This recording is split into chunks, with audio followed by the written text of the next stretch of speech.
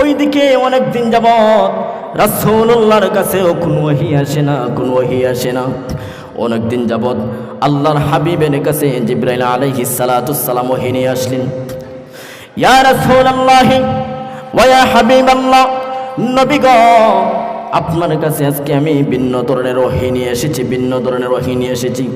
আল্লাহ আপনাকে প্রশ্ন করেছেন, এই দুনিয়ার সমস্ত মাখলুক আপনি রাসূলুল্লাহ বানাইছেন না আল্লাহ বানাইছেন? সমস্যার কণ্ঠে উচ্চ আওয়াজে বলতে হবে, এই দুনিয়ার সমস্ত মাখলুক বানাইছেন কে? আল্লাহর হাবিব বলেন, জিবরাইলের কেমন প্রশ্ন? দুনিয়ার জমিনের সমস্ত মাখলুক তো আল্লাহ বানাইছেন, এমনকি আমি মুহাম্মদকে আল্লাহ বানাইছেন। জিবরাইল আলাইহিস সালাম বলেন, যদি আল্লাহ দুনিয়ার জমিনের সমস্ত মাখলুক বানাইছেন তাহলে আপনি সালাবাকে কেন নিরাশ করে দিলেন? আল্লাহু আকবার। সালাবাকে তওবার পর থেকে আপনি কেন নিরাশ করে দিলেন?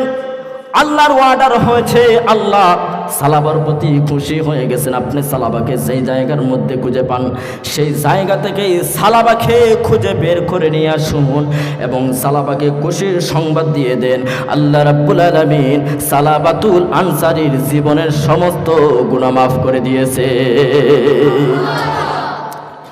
আল্লাহর হাবিব দুইজন সাহাবীকে মদিনার অলিতে গলিতে সন্ধান করার জন্য, তালাশ করার জন্য পাঠিয়ে দিলেন। হযরত আলী মুরতাদা, যিনি হাদিস খানা বর্ণনা করেছেন, মুরব্বী সাহাবী হযরতে সালমান ফারসি সমস্ত মদিনার অলিতে গলিতে তালাশ করেন, কোনো জায়গার মধ্যে খুঁজে পাওয়া যায় না। হঠাৎ করে একদিন কিছু কৃষক মানুষ জমিনের মধ্যে কাজ করতেছে, তাদেরকে প্রশ্ন করলেন, আপনারা কি কোনোদিন সালাবাকে দেখেছেন?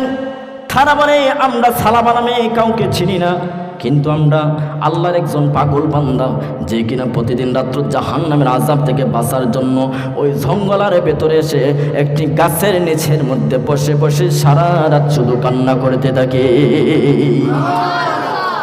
সারা রাত্রবেলা কান্না করে। ওই কৃষকের কথা মাফিক রাসূলুল্লাহর দুইজন সাহাবী সালাবাকে খোঁজার জন্য ওই জায়গার মধ্যে বেরিয়ে গেলেন।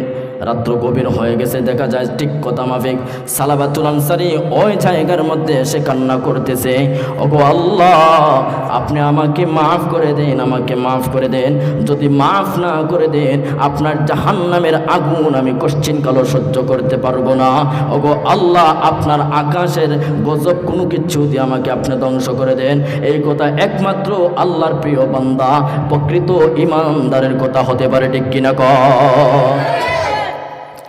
রাসূলুল্লাহর দুইজন সাহাবী বললেন, রে ভাই সালাবা, তোমাকে আর কান্না করতে হবে না, চলো চলো, রাসূলুল্লাহ তোমাকে সুসংবাদ দিয়েছেন রাসূলুল্লাহর দরবারে যাওয়ার জন্য, রাসূলুল্লাহর দরবারে যাওয়ার জন্য।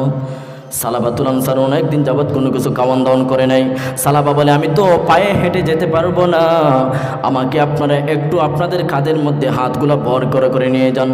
ওইদিকে যখন ফজরের নামাজের সময় সমাপ্ত হয়ে আসছে, খুব দ্রুত কথা বলতেছি, ফজরের নামাজের সময় যখন চলে আসলো, ওইদিকে রাসূলুল্লাহর কলিজার টুকরা আর একজন সাহাবী বেলাল হাবশী রাদিয়াল্লাহু তাআলা আনহু মসজিদে নববীর মধ্যে ফজরের আজান দিচ্ছেন, ফজরের আজান দিচ্ছেন।